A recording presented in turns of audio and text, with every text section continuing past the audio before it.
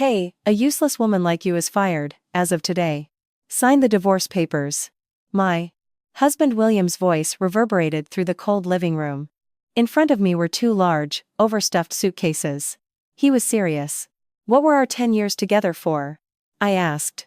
My voice trembling. William scoffed. 10 years? Just a waste of time. Starting tomorrow, I'm the president of the company's US operations. A stay-at-home wife like you, who can't even speak another language and has no skills, isn't fit for my brilliant future.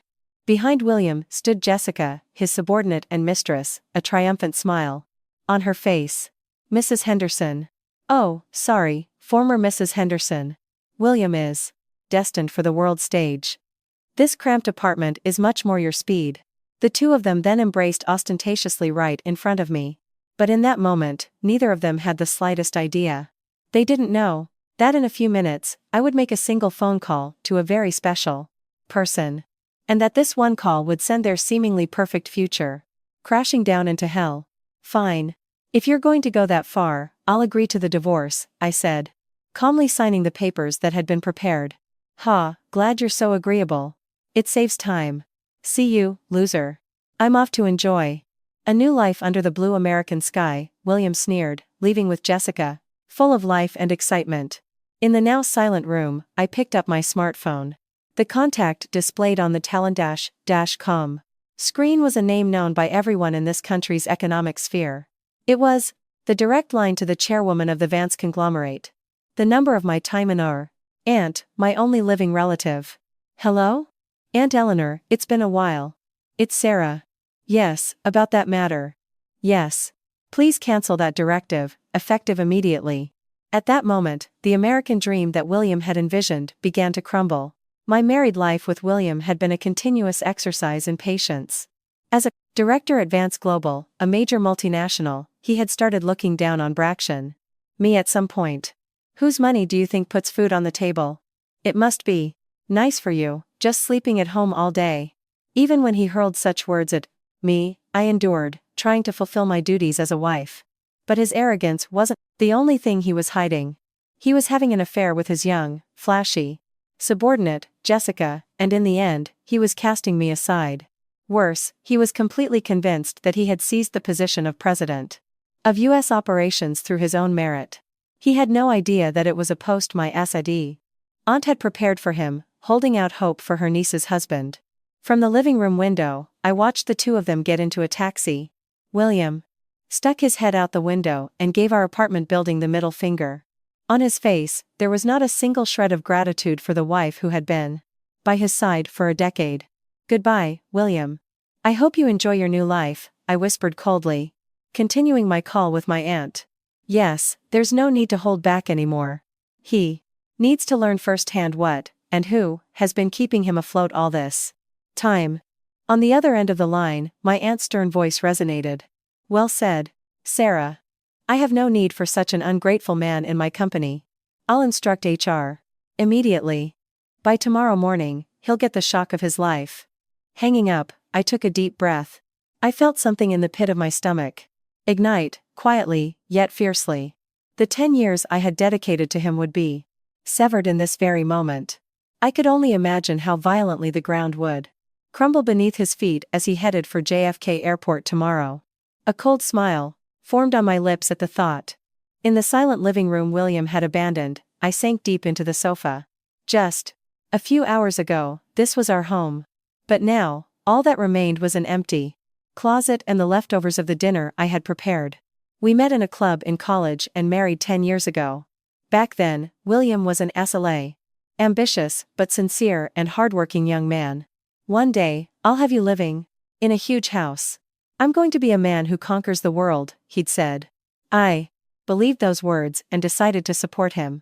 My family runs the Vance conglomerate, one of America's leading corporate groups. My aunt, Eleanor Vance, is the current chairwoman and a hugely influential figure in the business world. But I hated showing off my family background. I wanted to make my own way, not rely on my family's power. So, I kept the details from William. My family runs a small business back home, and I have some relatives, I told him. I see, you've had it rough. I'll make you happy, he had said with a smile. I still believe that smile was genuine at the time.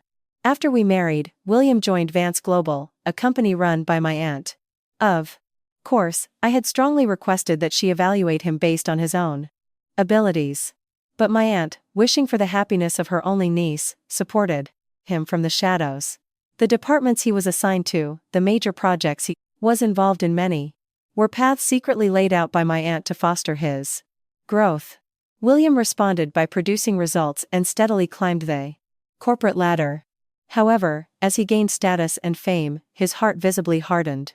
Sarah, meatloaf again? Can't you make something better? You're a stay-at-home wife, so you could at least keep the house perfectly clean. Talking to you does nothing for my work. Why don't you try to get some culture? When he came home, he would verbally abuse me, using me to vent his stress. His old kindness vanished, replaced by a bloated ego.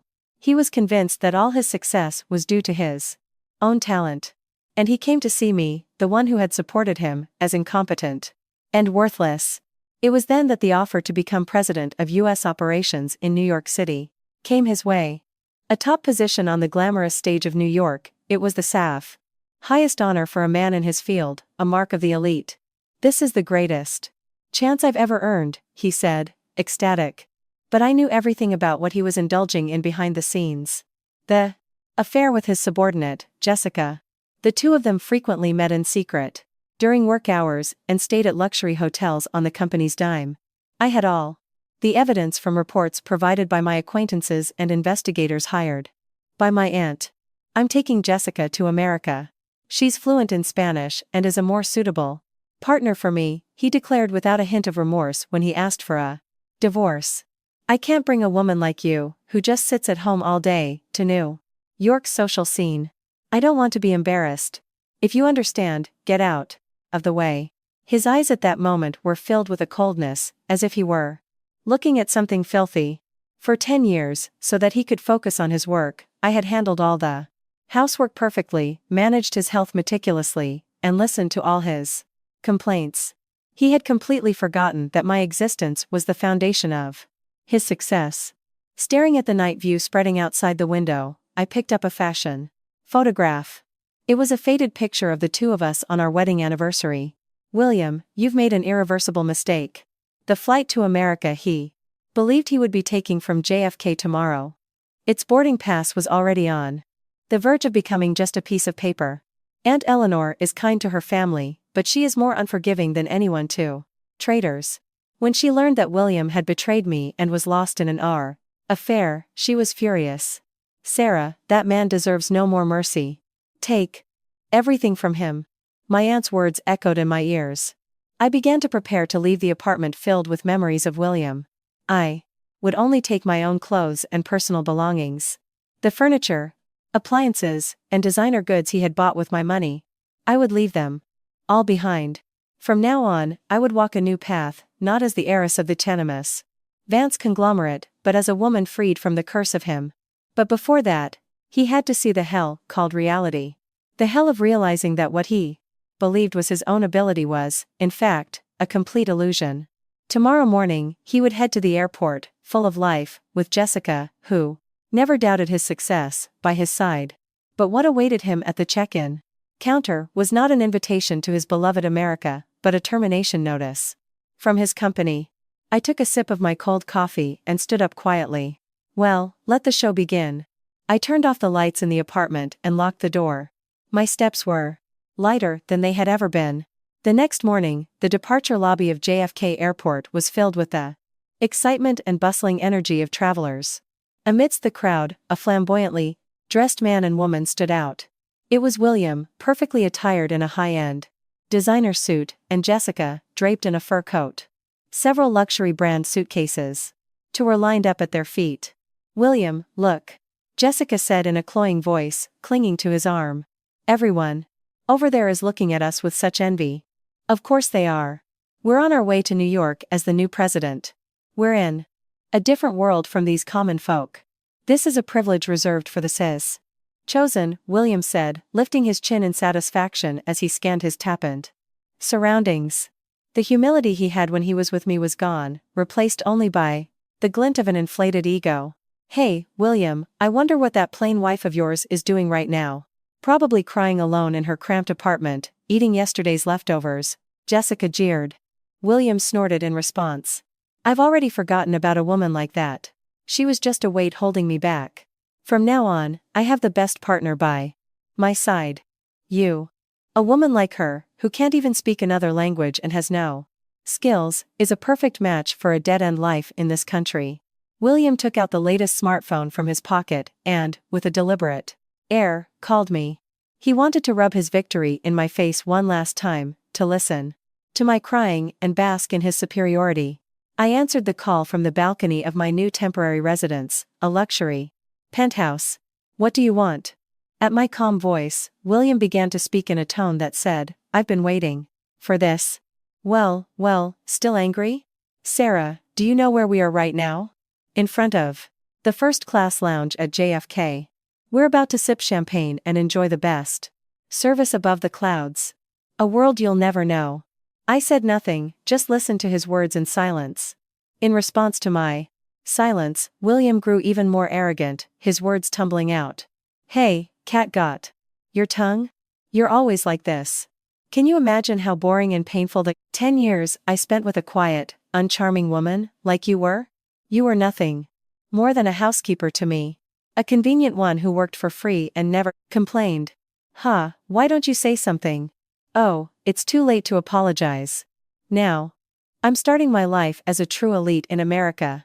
You can go work a cash register at some supermarket and live your pathetic little life. That's what a pathetic woman with no skills like you deserves. See you, loser. Don't ever come into my life again. William spat out his words and hung up. I could hear Jessica's voice in the chorus background, cooing, William, you're so cool. I stared at my smartphone screen and whispered quietly. No, I won't be in your life again. Not even after you're kicked out of where you are now. William and Jessica strode confidently to the first-class check-in counter. William Henderson, Vance Global. Tickets to New York. It's for my new appointment as president, so I expect the VIP treatment, William said, slamming his luggage onto the counter. The female staff member, who assisted him, smiled politely, took his passport, and began typing on her terminal. But a few seconds later, the smile vanished from her face. Mr. Henderson, I'm terribly sorry, but what? Is there a problem? William asked impatiently. The staff member, looking troubled, replied. Your reservation, sir, was cancelled by your company as of 9 a.m. this morning. Also, the corporate card you presented appears to have been deactivated. The color drained from William's face. What? Cancelled? What are you talking about? I'm the president. The company would never do that. Isn't it a mistake? William's shout echoed across the quiet counter area. Other passengers turned to look. No, sir, there is no mistake. Please look at this. It's displayed here in red. Travel cancelled and all benefits suspended immediately by HR directive. Then, the staff member stared at the screen again, her surprise evident as she added. And your title, sir, has been updated from President-designate to terminated for cause, effective today. Terminated for cause? William stood there as if all strength had left him. Jessica, too, stared at William with a look of disbelief. William, what's going on? What about my life as a socialite in New York? Stop joking around. Do something. William's mind went blank. Until yesterday, he was an elite who would conquer the world. Now, in the span of a few minutes, on this grand stage of the Bursa Parasis airport, he had been reduced to an unemployed man. Who could have done this? Why? Had his brilliant future been suddenly cut off? At that moment, an image of me, silent on the phone just moments ago, flashed through his mind. Could it be her? No, that's impossible. Sarah is just a clueless woman from a small town. She doesn't have that kind of power. But the truth he did not yet know was far more cruel than he could ever imagine. Are you kidding me? This isn't a joke. Who's behind this prank? Williams. Enraged roar echoed through the JFK lobby. Surrounding travelers frowned and gave him a wide berth. The aura of a chosen elite had vanished, leaving only a wide berth. Pathetic man, face flushed red, stomping his feet in a tantrum. William, be quiet. This is so embarrassing. Jessica whispered, trying to hide her face as she tugged on his sleeve. For her, William was the ticket to a ticketation's glamorous life in New York. Now that the ticket had turned into a worthless piece of paper, her attitude had changed completely. Shut up, Jessica. You stay out of this. It's some kind of mistake. I'll call headquarters, William said, fumbling with his phone with trembling hands too. Call the VP of Human Resources at Vance Global. But no matter how many times he called, all he heard was a cold, automated voice saying the number was no longer in service. Just then, the face of the woman he had just been mocking on the phone flashed through his mind. It was her. That plain, useless Sarah must have told them something. He had no proof, but at that moment, William needed someone to blame. He furiously redialed my number. I answered the call while gracefully sipping tea in a hotel lounge. What is it? Now? I'm busy. At my calm tone, William exploded with a voice that could shatter glass. Hey, Sarah. What did you say to the company? My promotion was cancelled. They're saying I'm fired. This is impossible. This is your doing, isn't it? I let out a soft sigh and remained silent. William's words escalated further. Don't just stand there in silence, say something. You witch. A stay-at-home wife like you, who knows nothing about how the world works, had to go and ruin my life. Were you that bitter about me going to America? Were you that jealous? That I was going with a young, beautiful woman like Jessica? Hey, are you listening? Do you have any idea what you've done? I'm the ace who supported this company. I'm on a different level from an incompetent woman like you who does nothing but fold laundry at home. You, with the intelligence of a high school dropout, trying to tarnish my career? You're 100 years too early. In reality, I graduated from a prestigious Ivy League university. But to justify himself, William spewed a litany of lies to belittle me. Jessica, standing next to him, even chimed in, her voice audible over the phone. That's right. Sarah, you're the worst. You were jealous of William's talent, so you made some harassing call to the company, didn't you? I get that, a plain, old, and talentless woman like you would want to cling to William. But did you really think he would love you for pulling such a cheap stunt? He'll just look at you like you're garbage. You parasite. I listened to their tirade in silence. It was more pathetic than infuriating. For 10 years, I had supported him, enduring his arrogance with a love they took for granted, treating me as a mere tool. At that moment, the last fragment of affection I held for him completely shattered. Is that all you have to say? I asked coldly. William's voice cracked. What? What's with that attitude? Call the company right now and tell them your last call was a lie. Apologize. If you do, I might even be generous and give you a few $100 a month in alimony. A useless woman like you can't survive on your own. You should be grateful. I placed my cup back on its saucer and slowly stood up. The view of the city from the lounge's large window was vast enough to swallow William's pathetic screams. William, let me correct one misunderstanding. I never made a harassing call to the company. I just told them the truth. The truth about you using the tainted company's expense account to go on lavish trips with Jessica. The truth that more than half of what you called your achievements were stolen from your subordinates. And the truth about how horribly you've treated me. What? How could you have proof of that? Oh, I do. The receipts from when you and Jessica used my credit card at luxury boutiques, photos of the two of you in hotel suites, I have it all. I could hear William's breath catch over the phone. Who? Who did you send it to? The VP of HR? The COO? No. Much higher. I paused for a beat before delivering the final blow. To the chairwoman of the Vance conglomerate. My aunt, Eleanor. The chairwoman. Eleanor Vance? A connection finally sparked in William's mind. The company he worked for, Vance Global, was a subsidiary of the Vance conglomerate. And the chairwoman, a figure so high up he had never met her, was my relative, a fact he had never known until this very moment. Lies. That's a lie. You said your family ran some tiny shop back home. They do run a small shop. But my mother's sister, my aunt, is Eleanor Vance, the woman who built the Vance conglomerate from the ground up. She was always Worried about my marriage, watching to see if you were a man worthy of her niece. William's hand holding the phone began to shake violently. Jessica, next to him, went pale at the mention of the name. Eleanor Vance. The one they call the Iron Lady? That's what she said, I continued. A man who cannot cherish Sarah is not qualified to lead my company. Your appointment as president was her giving you a chance.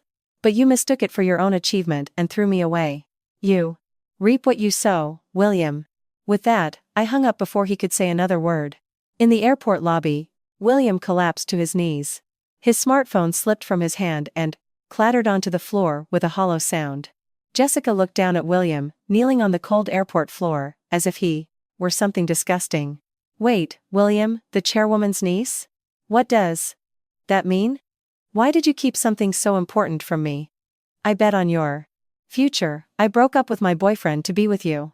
Jessica's tirade pierced William's ears as he was cornered.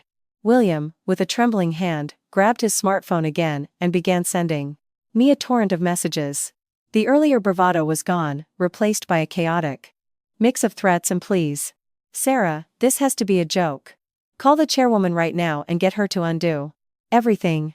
You'll be in trouble too if I end up on the streets. For the sake of our 10 years together. I was wrong. I'm sorry. But if I get fired over this, I won't let you off easy. A string of violent words filled the screen. I have proof that you framed me. I'll sue you in civil and criminal court for wrongful termination. You've ruined my life. You owe me $1 million in damages. If not, your family's little business won't be safe either. I scrolled through the messages in silence. Had the man I once loved really become this wretched and pathetic? The reality cut into my heart like a sharp knife. Even in seeking revenge, the memories of 10 years don't just disappear. I felt so sorry for the version of myself who had believed in him and devoted herself to him, and I felt tears welling up. What were my 10 years for? In the corner of the hotel lounge, I trembled, stifling a sob. William's words were pushing my mind into a deep, dark abyss. You're useless. You can't do anything without me. You're just a parasite.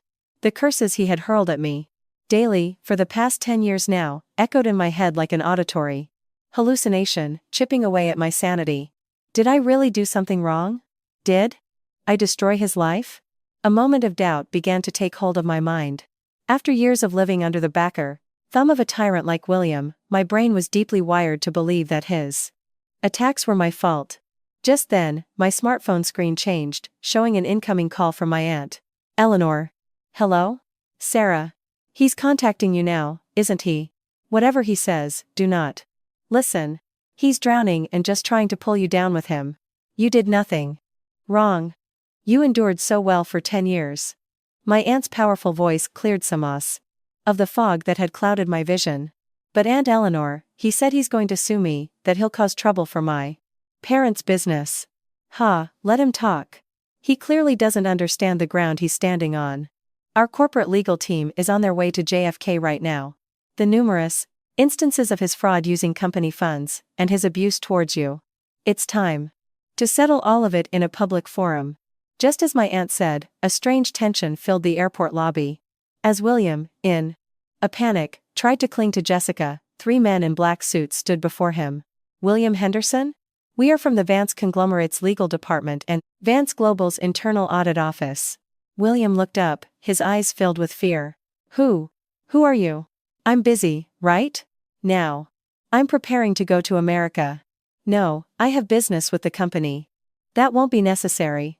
You are under suspicion of embezzlement for the personal use of a company credit card, as well as the unauthorized removal of confidential information and breach of trust. An internal investigation is underway, and a formal complaint has been filed with the police. The legal team member's voice was cold and unforgiving.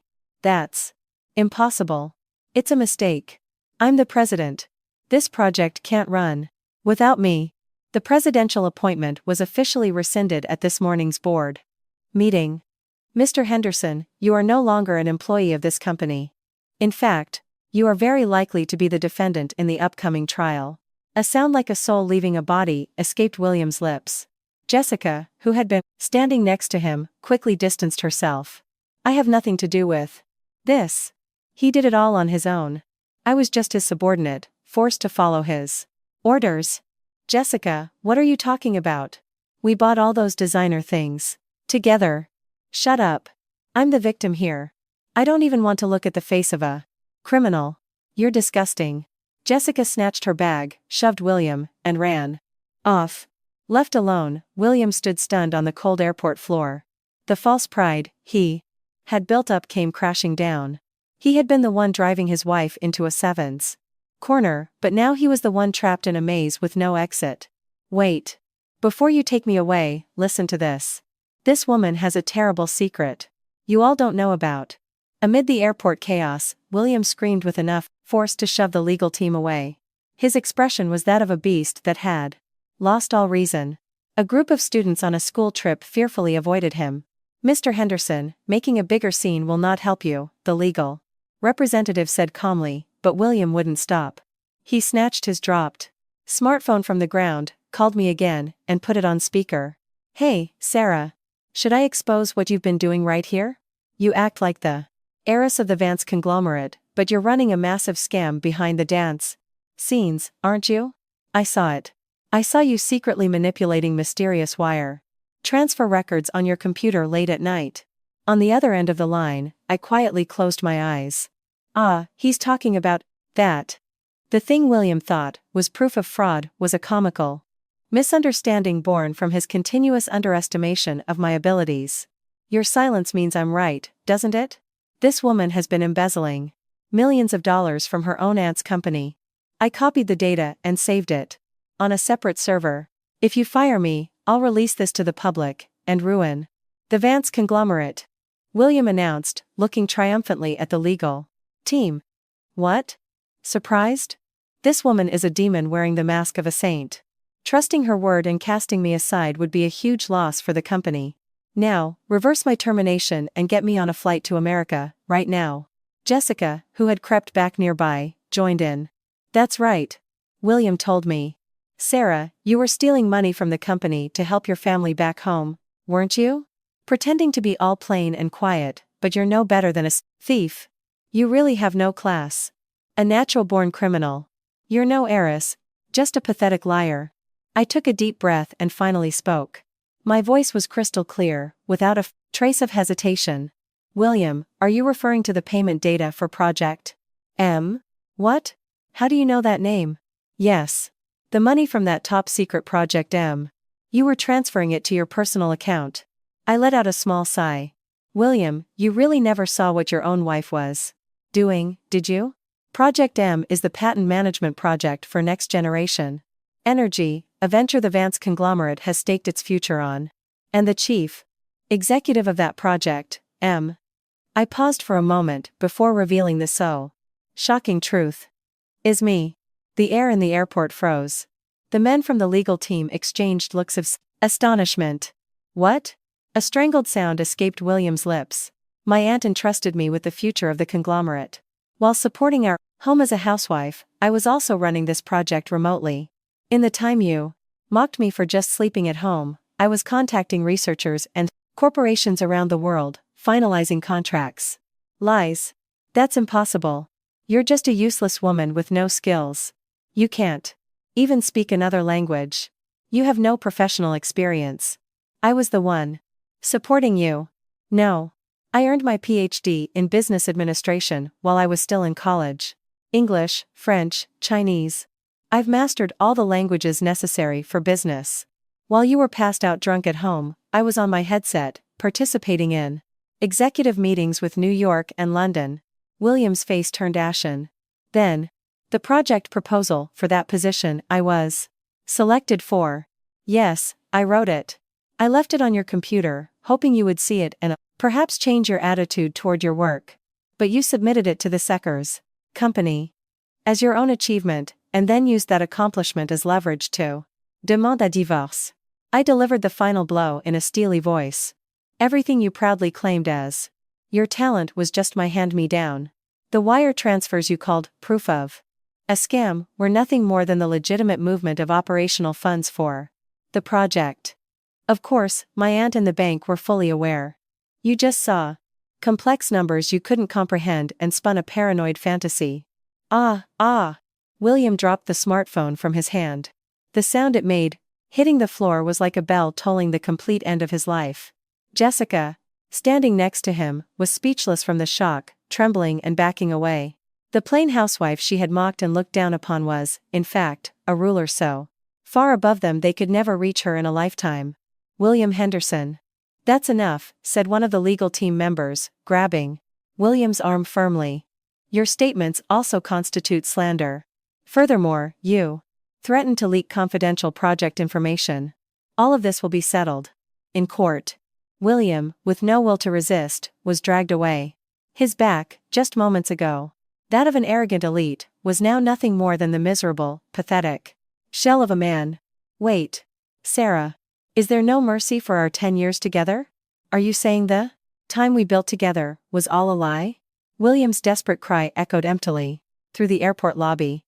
His frantic expression was a world away from the Russenbat arrogance he had displayed when he threw the divorce papers at me.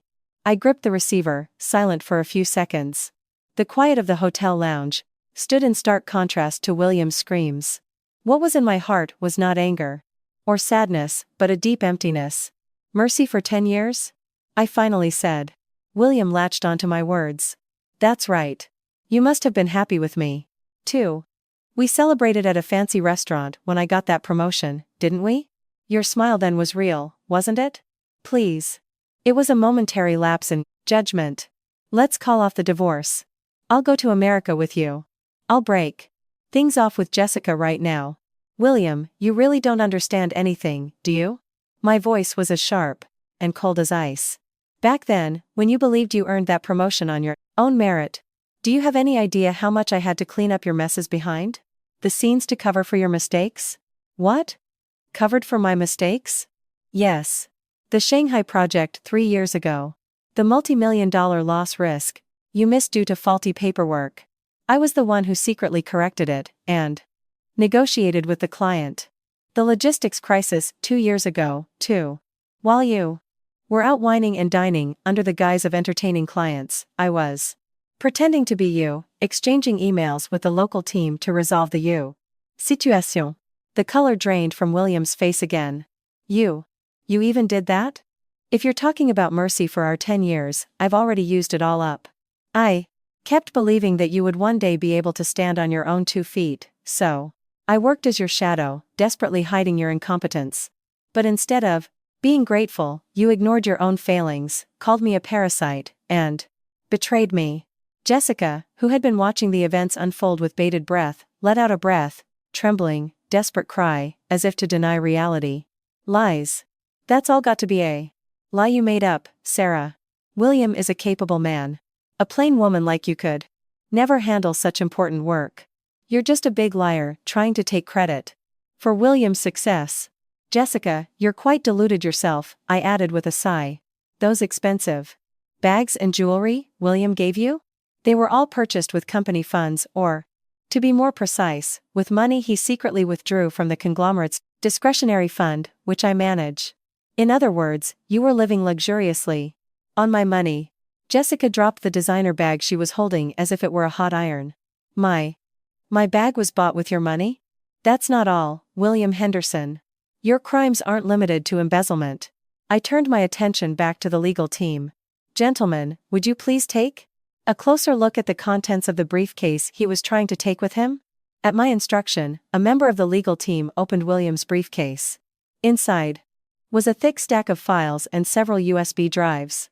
This is top-secret data related to Vance Global's next-generation energy development. The team member's voice dropped an octave. Mr. Henderson, what were you planning to do with this? There are far too many copies for it to just be for the U.S. office. Were you, by any chance, planning to sell this to a rival company? What? Of course not. I was just making backups.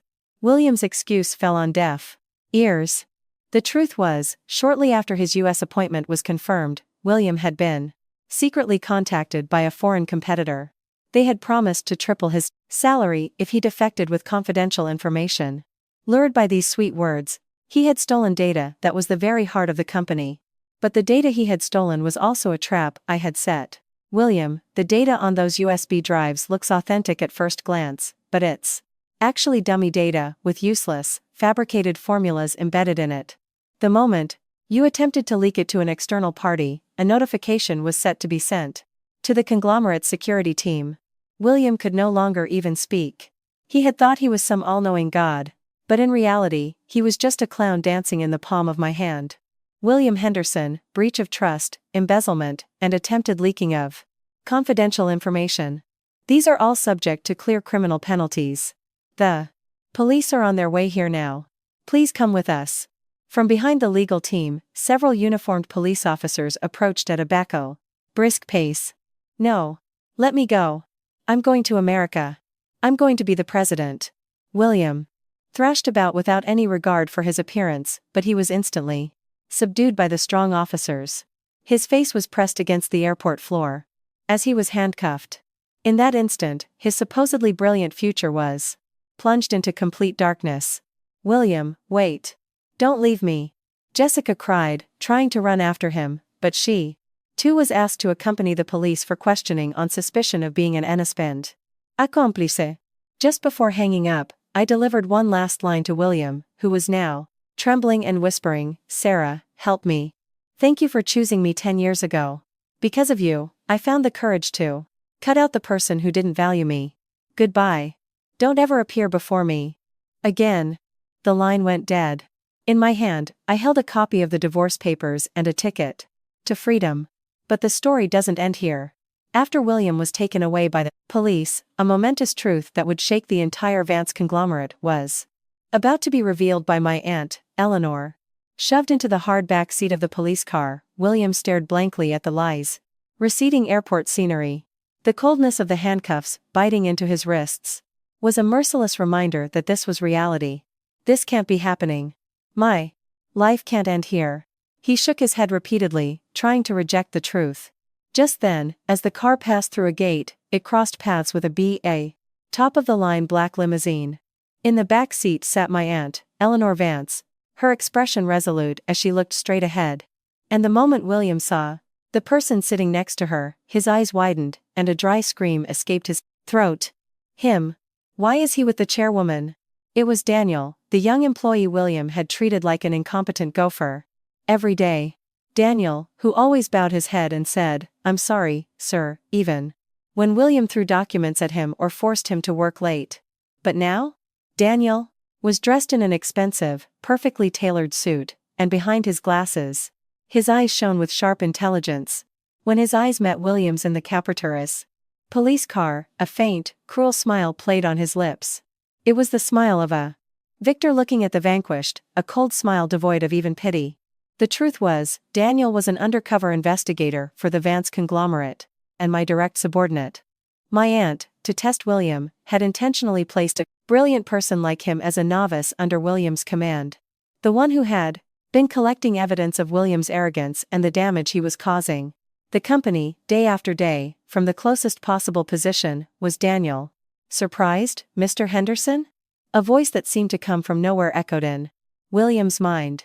It was Daniel who had perfectly handled all the practical work, and corrected the errors behind the scenes for the projects William had boasted were his own.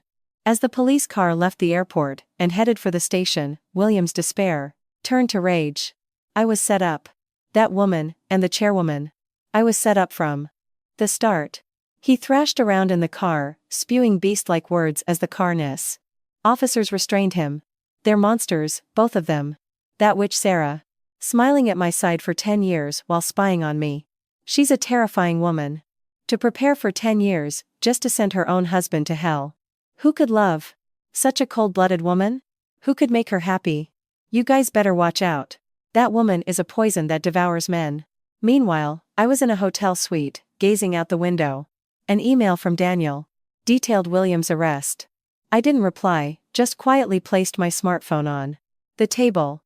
More than a sense of accomplishment from my revenge, I felt an indescribable emptiness at witnessing a person's ugly collapse.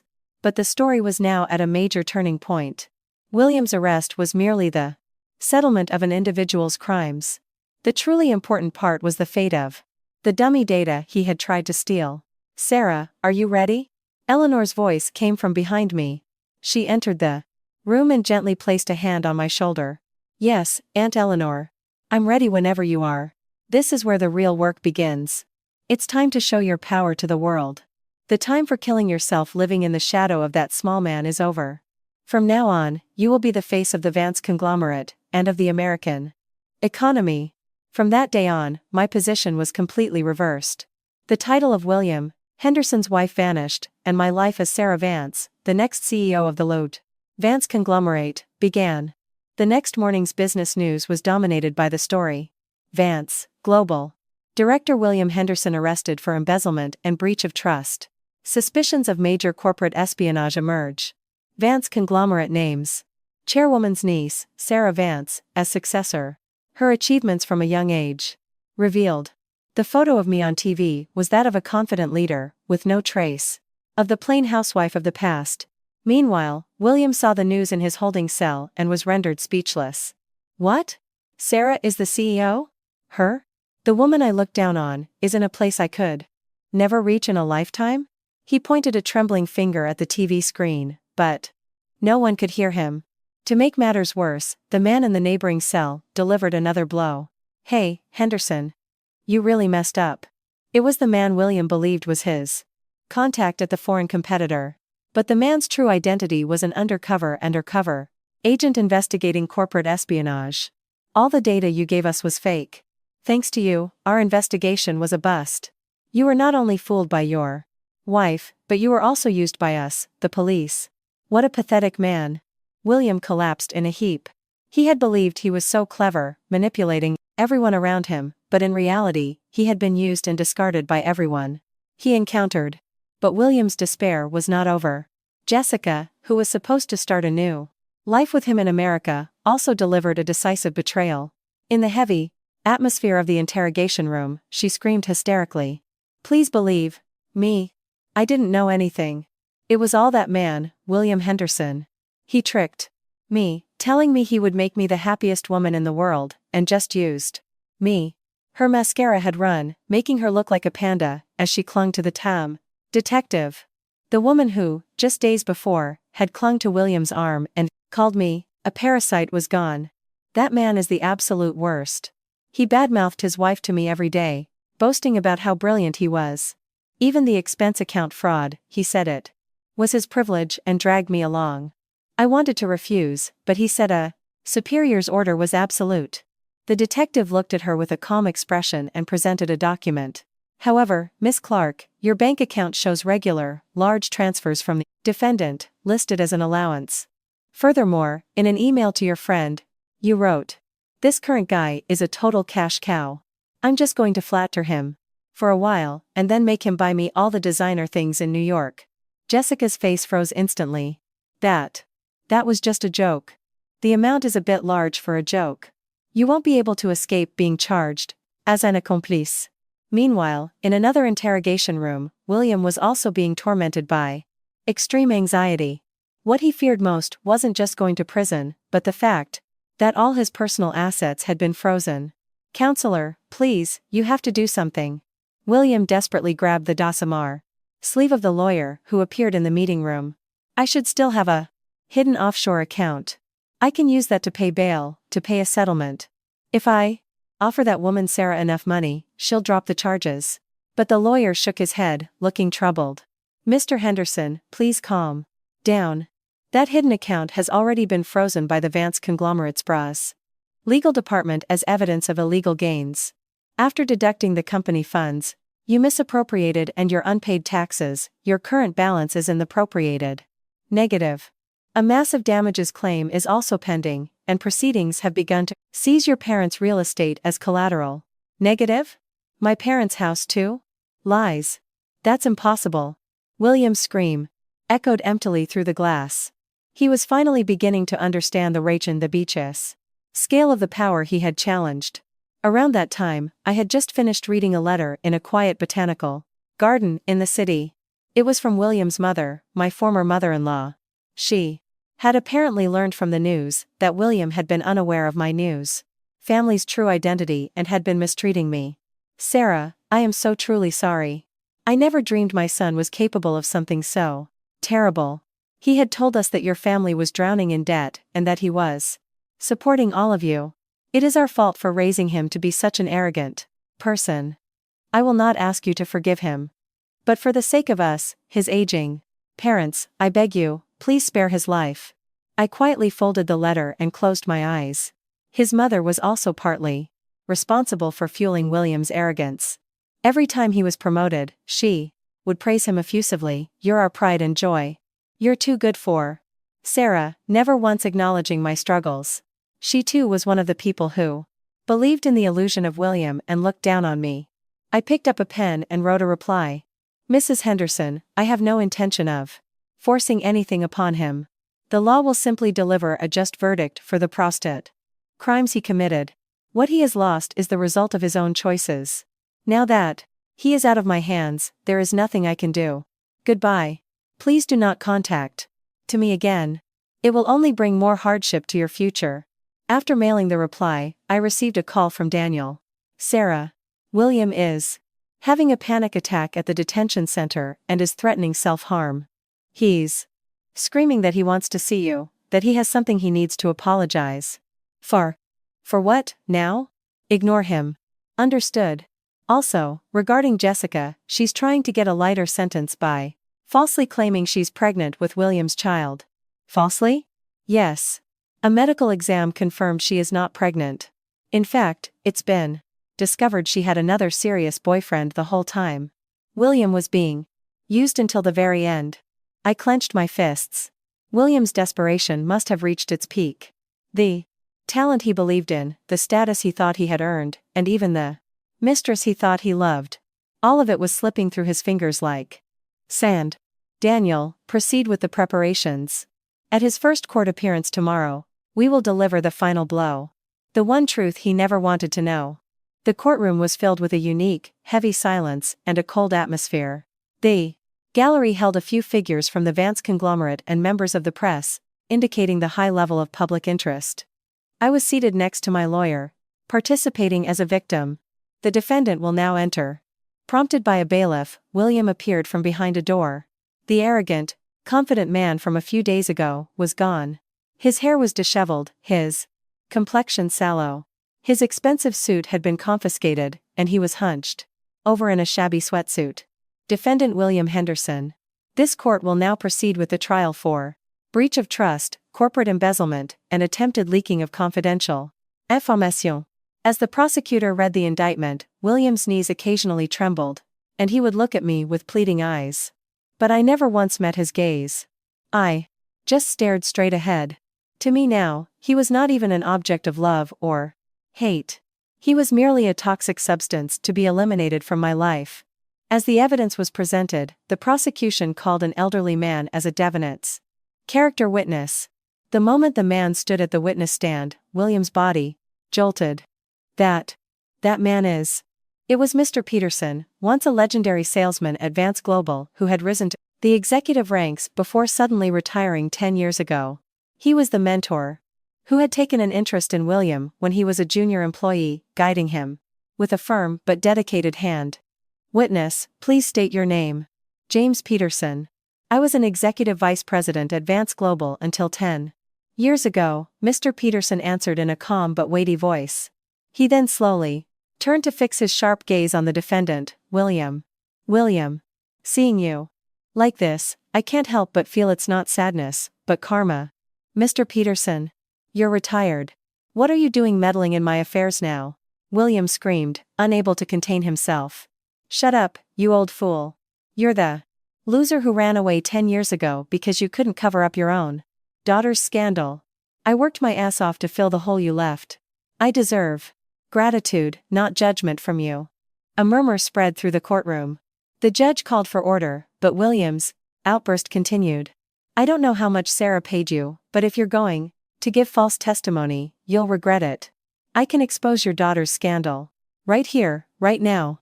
Mr. Peterson received William's insults without flinching and began to speak calmly. Your Honor, I am not here today at Miss Vance's request. I am here because I must reveal, in this court, the truth of an incident that caused me to leave the company 10 years ago. Mr. Peterson took out an old envelope. William, you just mentioned my daughter's scandal. At the time, my daughter worked in Vance Global's public relations department.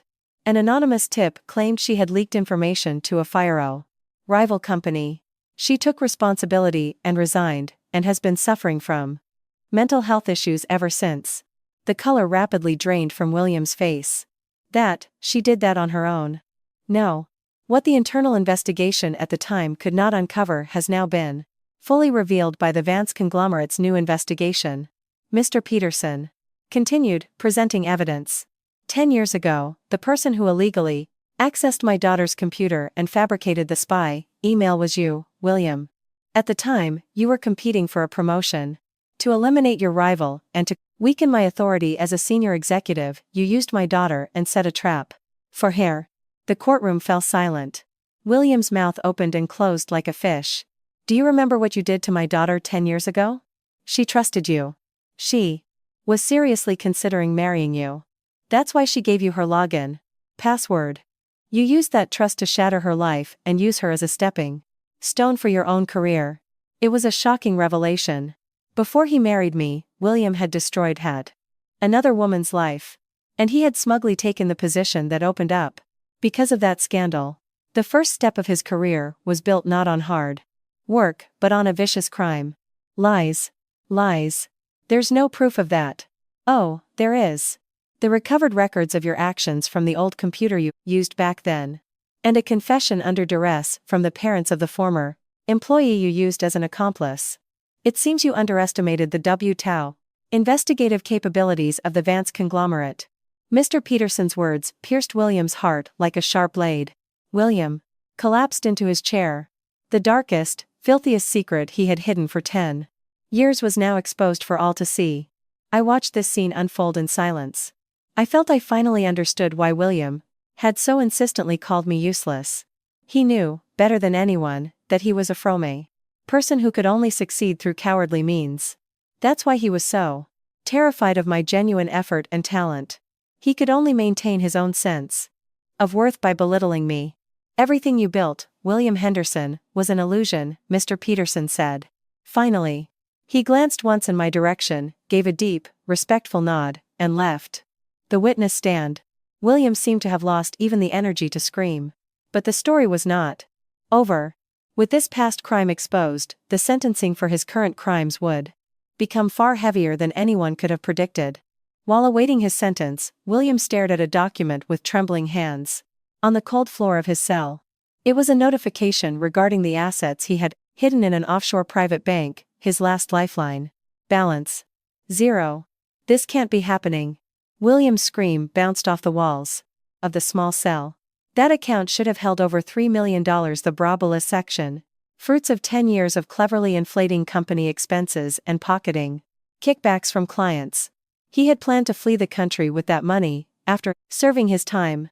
Counselor, this has to be a mistake. It's a system error, right? William slammed his fists against the partition glass, confronting the lawyer who rushed into the visiting room. But the lawyer's face was ashen. Mr. Henderson, please calm down. It's not a mistake. Do you remember the accountant, Mr. Smith, who managed your assets? Of course. He was a senior from my university, the man I trusted most. He would never betray me. He owes me. Well, Mr. Smith. The lawyer hesitantly produced a photograph. He turned himself into the police yesterday, and confessed to all of your fraudulent activities.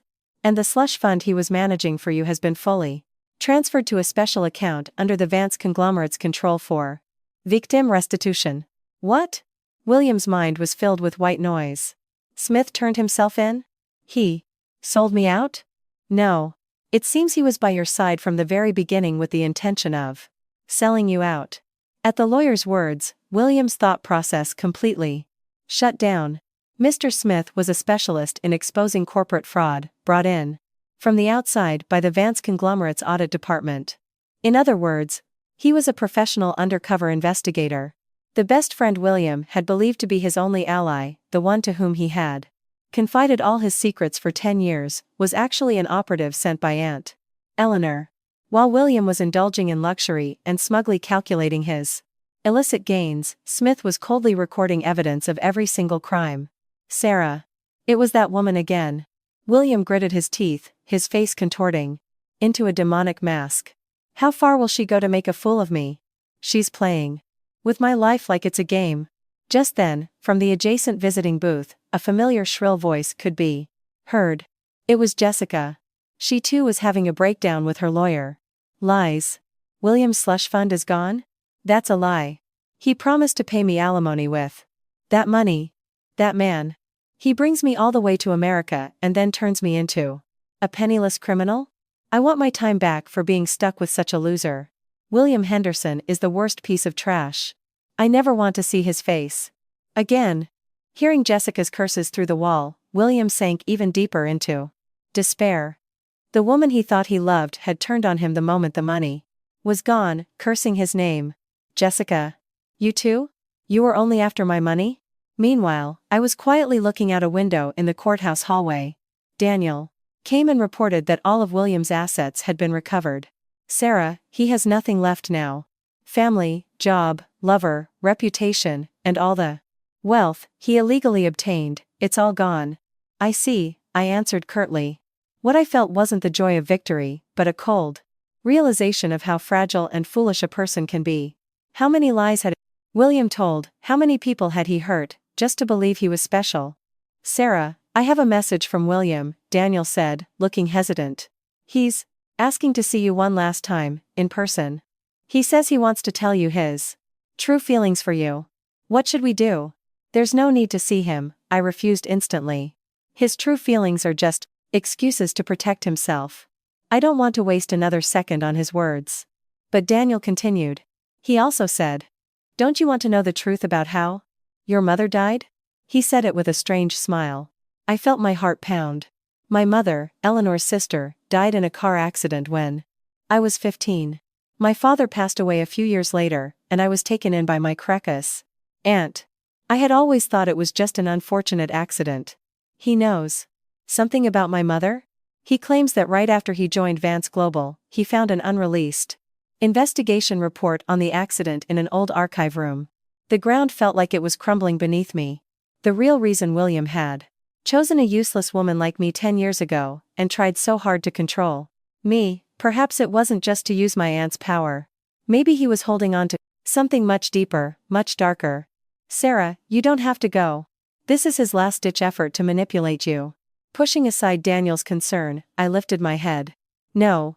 I'll go. If he's involved in my mother's death, then the real hell is just beginning. At the detention center's visiting room, on the other side of the acrylic partition, William sat, terribly gaunt, his eyes hollow. You finally came, I knew you would. His voice was no longer the sharp tone of before, but a creepy, blood-crawling whisper. I sat down opposite him without a word. My smartphone was connected to my aunt's. Through Daniel. I said nothing, just stared into William's eyes. Unable to bear the silence, William started talking with a cynical smile. Are you that scared of knowing the truth? The real face of your perfect aunt, whom you adore so much. Eleanor Vance is no saint. She's a cold-blooded monster who will even use her own family as stepping stones for her goals. You really know nothing, do you? How much I pitied you for 10 years. You're just livestock. Being raised by Eleanor. That accident that killed your mother. The police closed the case as brake failure, but that's not the truth.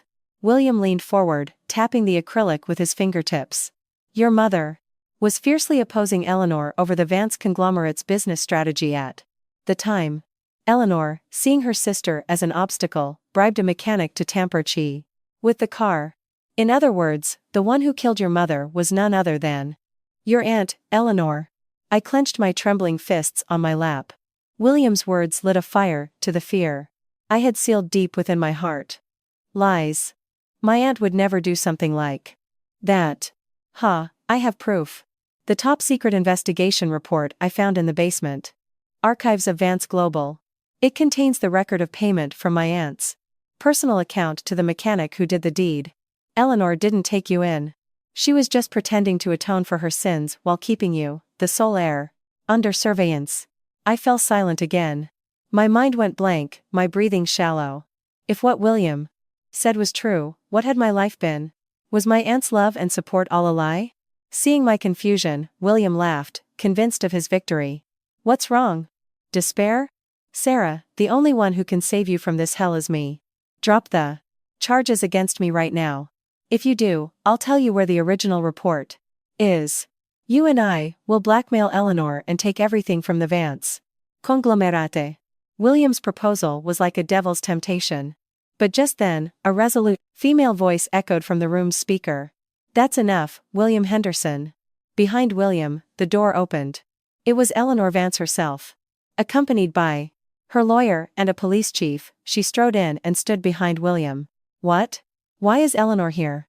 William's face contorted in fear. Sarah, don't be swayed, my aunt said, her gaze gentle yet firm through the farkle. Acrylic. The report William is talking about. It's a forgery he created. A forgery? Don't be ridiculous.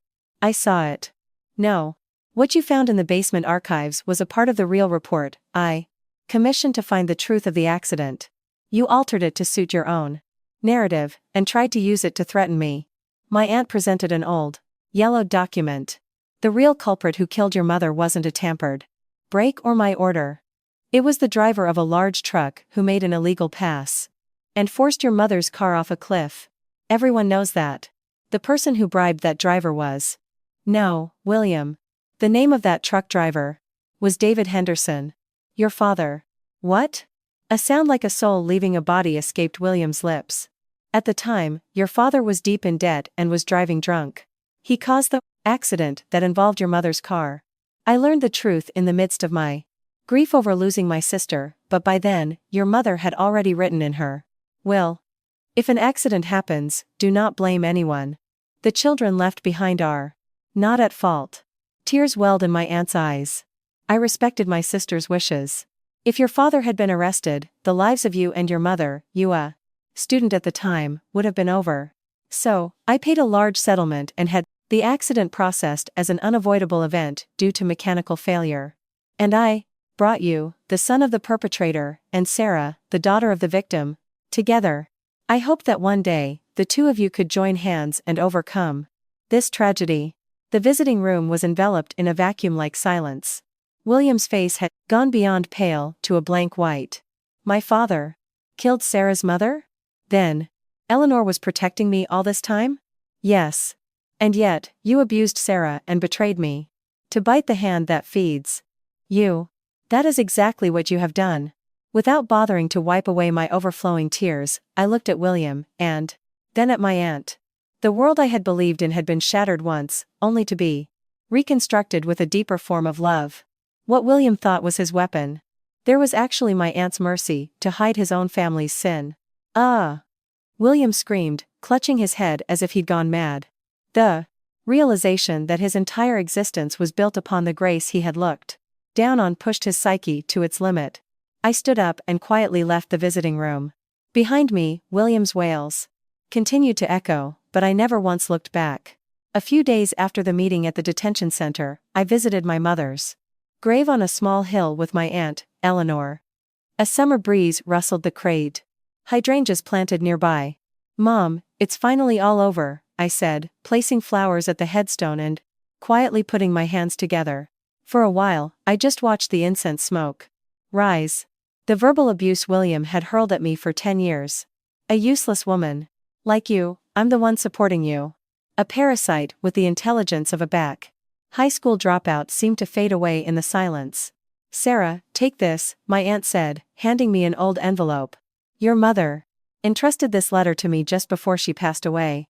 She told me to give it to you when you were old enough and at a major crossroads in your life. With trembling hands, I opened the envelope and unfolded the letter inside. In my mother's gentle yet strong handwriting, it said, to my beloved Sarah, if you are tired of believing in someone and feel like you're losing yourself, please remember this. You are not living to be judged by others. Even if the world denies you, you are worthy just as you are. If the person by your side hurts you, do not hesitate to let go of their hand. True strength is not in enduring, but in the courage to step forward to love yourself. My mother's words seeped into my dry heart. Perhaps she had foreseen that one day, I would be trampled by someone like William. And she had left me the key to break free from that curse. I wiped my tears and looked up. Aunt Eleanor, I've decided. I will formally accept the position of the next CEO of the Vance conglomerate. Not as the loser William described, but as the free, strong woman my mother wanted me to be. I will lead this company. Well said, Sarah. That's my pride and joy, my aunt nodded in satisfaction, squeezing my hand tightly. The following week, I held a press conference at the Vance conglomerate headquarters. The plain housewife was gone. Dressed in a sharp, navy blue suit, I walked onto the stage with confident steps. As of today, I have been appointed as the Chief Executive Officer of the Vance conglomerate. I am Sarah Vance. Amid a storm of camera flashes, I calmly and powerfully outlined my vision for the future. The news reached William in his detention cell. On the TV was my image, so beautiful and radiant. William was finally forced to understand, down to his very bones, what a treasure he had foolishly thrown away. Lies. I can't believe it. There's no way that plain woman could become so beautiful, William whispered, clinging to the TV screen with a trembling voice. But that wasn't the only blow. A letter from the now divorced Jessica arrived. For him. It was a report of the cruel reality he least wanted to hear. To William Henderson, I've already told the police everything about you. I'm getting remarried to my new boyfriend. Unlike you, he's a real millionaire, kind, and capable. The idea of you becoming president in America is laughable. Now, I can't believe I wasted my time on a delusional man like you. I hope you spend the rest of your life rotting in that tiny cage, chewing on your own misery. Oh, and by the way, I sent flowers to congratulate Sarah on her new position. She's so much more wonderful than you. Arg. William tore the letter to shreds and slammed his head against the tackings to me wall, sobbing. His reputation, status, wealth, and the pride in his masculinity he held so dear, all of it had been smashed to pieces. I was at my desk in the newly appointed CEO's office, reading a report from Daniel. The verdict for William's trial was in an 8-year prison sentence, with no chance of parole. Considering the gravity of his crimes and the tayful maliciousness of his other offenses, it was a fitting result. The defendant reportedly collapsed in tears when the verdict was read. Daniel said quietly. I said nothing, just gazed at the Tokyo skyline outside my window. The revenge. He was over. But my real battle was just beginning. William, as he was about to leave for America, had told me, you belong in this cramped apartment, living a dead-end life. But now, he was the one deprived of freedom behind iron bars, and I was the one about to take flight into the wide world. The story was now heading towards its most satisfying climax. On the day William was to be transferred to prison, he was given the right to make one last phone call to me. What was the final blow I delivered to him at the bottom of his despair? On the fateful morning of his transfer to prison, William sat in the visiting room of the detention center, surrounded by cold concrete walls. This was his last chance to contact the outside world. With a trembling hand, he picked up the receiver and dialed my number. Hello. The moment he heard my voice, William began to scream as if a dam had broken. Sarah. Sarah, please. Don't hang up. I was wrong. I was a fool. The truth is I love you. For 10 years, you were my only light. I said nothing, just listened to his sobs. I could hear his heavy breathing and sniffling over the receiver. The arrogant, elite corporate man was gone without a trace. Sarah, are you listening? Remember our 10 years together. Don't let the days we laughed together be for nothing. Now that you're the CEO, you can get me out. With a special pardon, right? Or even in prison, write to me. I need your support. As I remained silent, William's words gradually twisted into incoherent rage. Hey! Say something, you cold-hearted witch. You planned to frame me like this from the start, didn't you? You pushed your husband into hell just to climb to the top. Are you drinking wine and celebrating right now? A woman with no blood. Or tears like you as a CEO? Don't make me laugh. You're a thief who stole my life. I curse you. I'll curse you for the rest of my life. I let out a short, sharp breath. Then, in the calmest, most ice-cold voice I had ever used, I began to speak. William, what love are you talking about? You didn't love me. You loved my aunt's power, the perfect home I provided, and the pathetic sense of superiority you got from looking down on me. That was the true nature of your love. I settled deeper into my chair, gazing at the view he would never have. The American dream you envisioned? The truth is, the establishment of that New York office was a trap to lure you out. The money you stole from the company, the designer goods you lavished on Jessica. We let you do it all so that at the bride moment you reached your highest point, we could cast you down into the deepest abyss. The moment you were so sure of your own abilities and decided to discard me, that was the true end of your life. William was speechless, aghast. And that luxury penthouse you bought for Jessica? Its ownership was transferred to the Vance conglomerate from the very beginning. That apartment is now being used as a shelter for single mothers in need, as an apology for all the housework you forced upon me. Your tainted money is finally serving a useful purpose in the world. Lies. Lies. My home. My money. You have nothing left. You've been completely erased from my official records. And from my memory. All that remains is a long 8-year sentence and the cold stares of the people you hurt. William slammed his head against the acrylic partition, crying out like a beast. Sarah, forgive me. Please. I don't want to die. Don't let me rot in a place like this. Just then, the door to the visiting room opened, and Daniel entered with a facet. Prison guard. Defendant Henderson, it's time. The transport bus is waiting. Daniel no longer even saw William as a human being. He walked past him and gave me a gentle smile. Sarah. Your real life begins now. There's no need to waste any more words on the ghosts of the past. I nodded and delivered my final words to William. Goodbye, William Henderson. Oh, and I almost forgot. I was allowed to choose your prison number. It's 1028. A number that's low and easy to crumble, just like your pride. It suits you. Arg. Wait. Don't go. Sarah. Sarah. As William's screams echoed, I quietly placed the receiver back in its cradle. The heavy iron door closed, completely cutting off his voice. When I stepped into the hallway, a clear blue sky stretched out before me.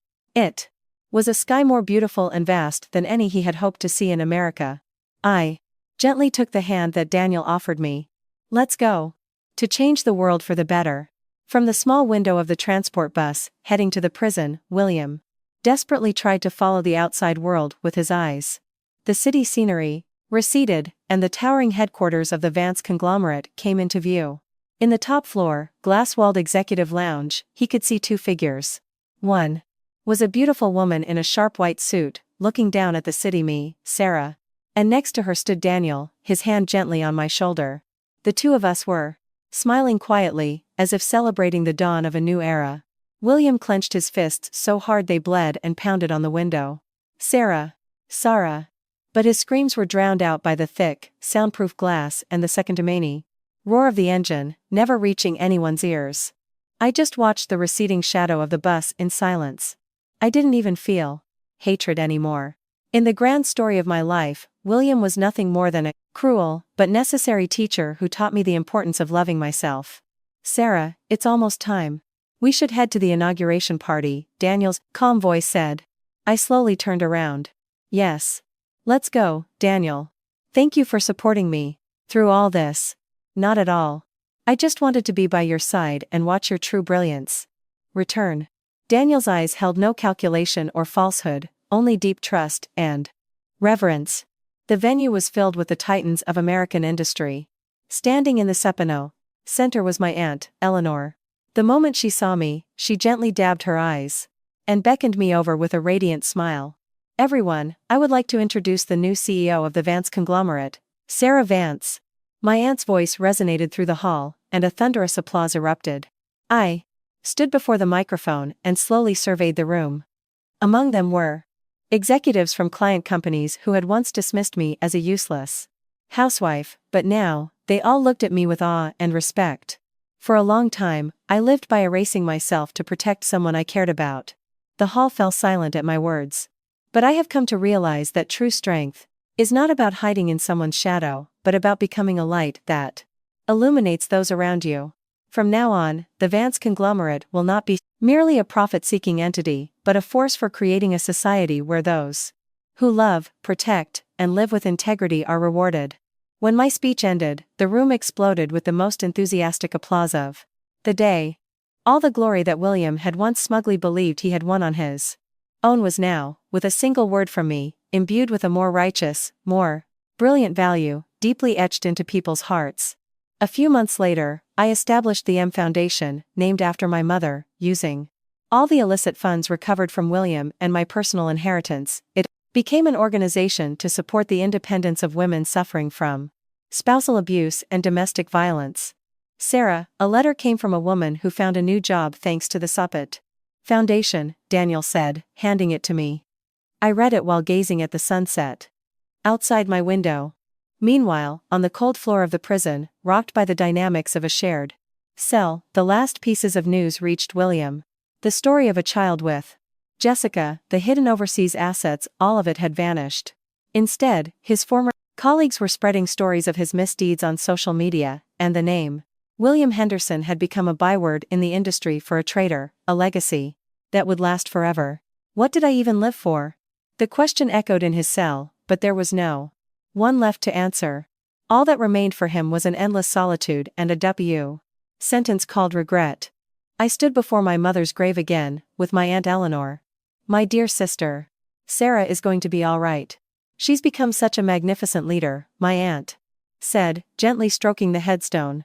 I looked up at the sky. There, a bright evening star was shining, one I couldn't see on that tragic night 10 years ago. Mom, please watch over me. I won't lose my way anymore. I have trustworthy allies by my side. And within myself, I have a pride that no one can take away. After a long, 10-year winter, true spring had finally arrived in my life. Right after our divorce, William had told me, I'm starting a new life in America. Don't get in my way. But the one who truly started a new life was me. Rising from the mud, I had carved out my own destiny with my own hands. This was my victory. A breeze blew, gently rustling my hair. Feeling its comfort, I took a step with Daniel into the dazzling light. The story doesn't end here. A woman has reclaimed her worth and will now fill the world with love. That wonderful future has just begun.